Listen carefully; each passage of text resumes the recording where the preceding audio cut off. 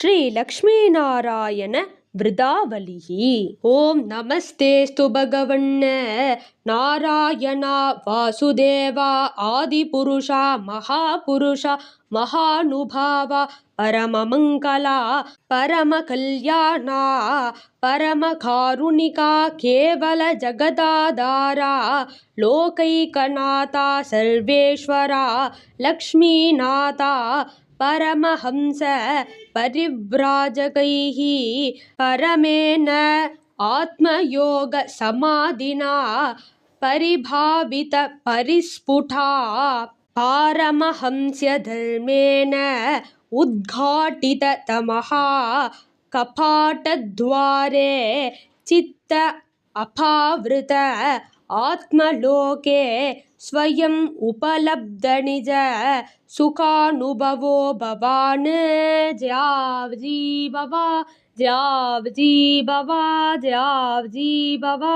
दुरवबोध इव तवायं विहारयोगः यद शरणो शरीर इदम् अनवेक्षित आस्मत् समवायः आत्मनैवाभिक्रियमाणेन सगुणमगुणः सृजसि पासि हरसि जयावजयी बाबा जयावजयी बाबा जयावजी बाबा अत तत्र भवान् किं देवदत्तवदिह गुणविसर्गपतितः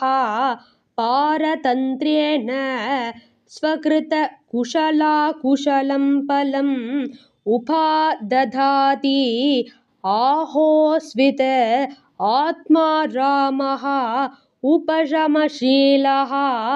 समञ्च सदर्शन उधास्ते इति हवाव न विदामः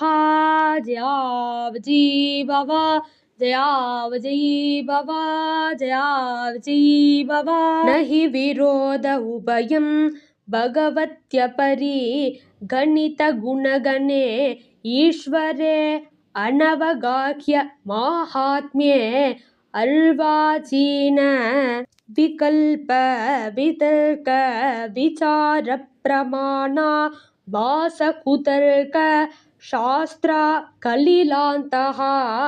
करणाश्रय दुःखग्राहवादिनां विवादनवसरे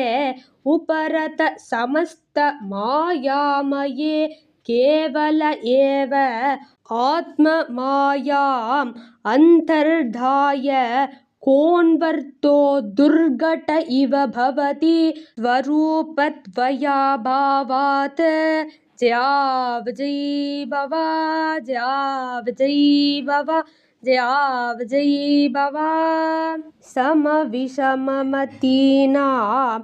मतमनुसरसि यथा रज्जुगण्टः सर्पादिधियां जयावजी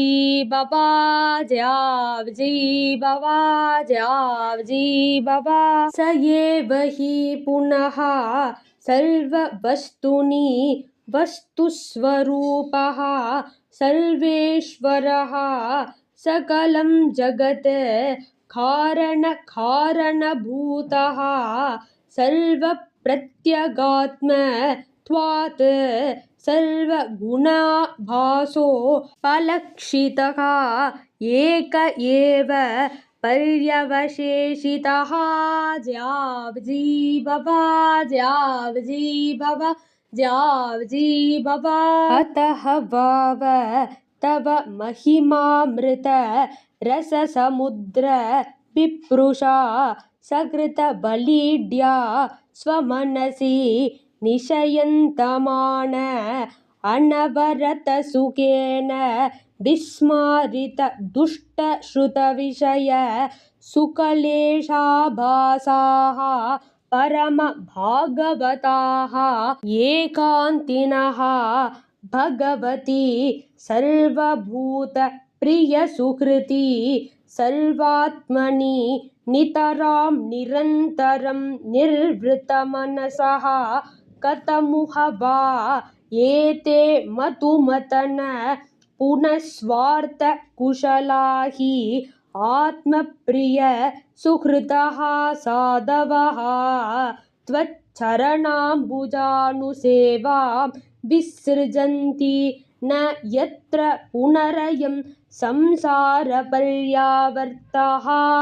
जावजी बाबा जावजी बाबा जावजी बाबा त्रिभुवनात्मभवना त्रिविक्रमा त्रिनयना त्रिलोकमनोहरानुभावा तवैव विभूतदयः दितिजदनुजात यश्चापि तेषाम् अनुपक्रम समयोऽयमिति स्व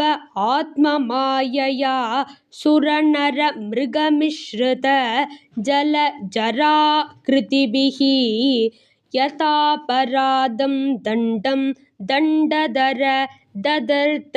एवमेनमपि भगवान् जहि त्वाष्ट्रम् उत यदि मन्यसे जयावजी बाबा जयावजी बाबा जयावजी बाबा अस्माकं तावकानां तव नथानां तथामः तव चरणनलिनयुगल ध्यानानुबद्ध हृदय निकटानां स्वलिङ्ग विवरणे नात्मानसात्कृतानाम् अनुकम्पानुरञ्जित विशदरुचिर शिशिरस्मितावलोकेन विगलित मधुरमुकर सामृतकलया च अन्तस्तापमान गार्हसि शमयितुं जयावजी बाबा जयावजी बाबा जयावजी बाबा अत भगवान् तवास्माभिः अखिल जगत् उत्पत्तिस्थितलया निमित्ता समानः दिव्यमाया विनोदस्य सकलजीवनिकायानाम् अन्तर्हृदयेषु बहिरपि च ब्रह्मप्रत्यागात्म स्वरूपेण प्रधानरूपेण च यथा देशकाल देहावस्थानविशेषं तत् उपादानोपलम्पकतया अनुभवतः सर्वप्रत्ययसाक्षिणः आकाशशरीरस्य साक्षात् परब्रह्मणः